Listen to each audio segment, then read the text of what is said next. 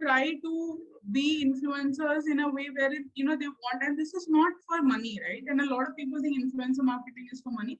It's not for money. It is basically to create a positioning in the society where you have the authority to go and tell someone, listen, try this or try that, right? Especially, for example, if you're a lifestyle influencer or a travel influencer, you are able to tell a person that this place is good, or this brand is good, and that's a kind of social standing that's there.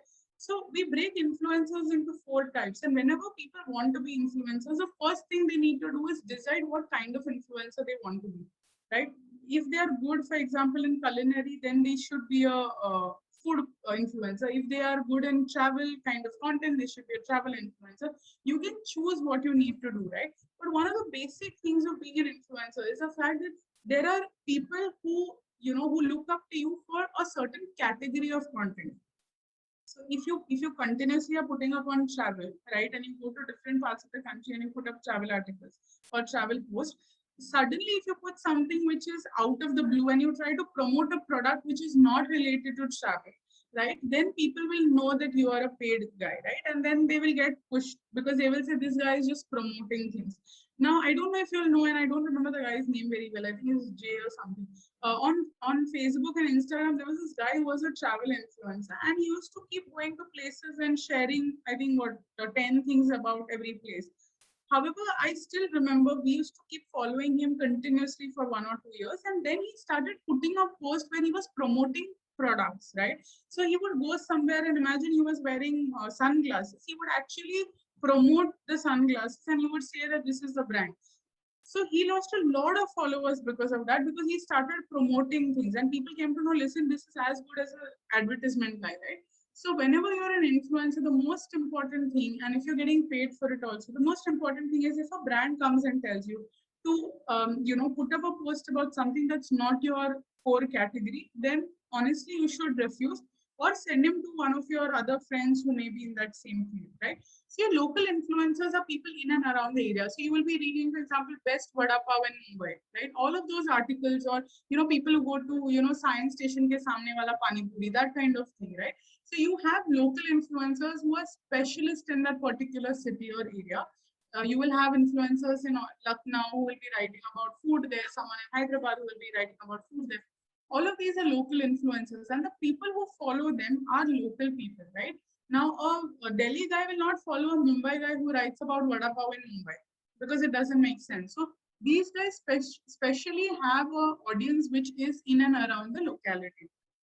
Niche influencers, however, is where they can have a nationwide or a global wide audience, but they choose to particularly write about something. Like I said, you can be a food blogger, right, and only writing about food, and this can be across places.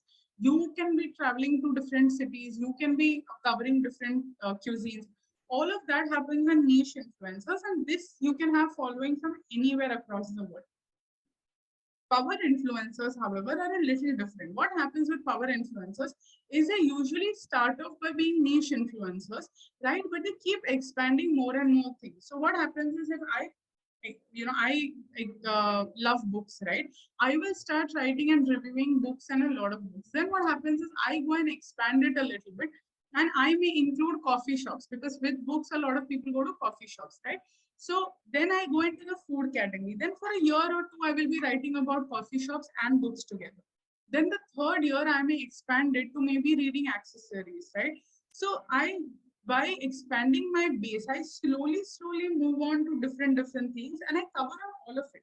So if I put up 5 posts a week, initially I would put 5 posts a week on books, right? Then I would do 4 posts a week on books, 1 post on coffee shop, and go into another category. Then I will try something else and I will do 3 posts on books and 1 post on this and 1 post on that, right? So that's how you actually expand and become a power influencers. Power influencers usually will always have followers more than 1 lakh. It can't be lesser than that because otherwise you will go back to being a niche follower, right? Here you can go and promote anything. You're a mini celebrity. So you know how you have, let me give you a random example, right? For example, how you know Malishka? No? Malishka is actually not a celebrity, right? She's one level below a celebrity. So people like Anushka Sharma, all of these guys are one level below the celebrity level when it comes to influencers. These are the guys who become power influencers.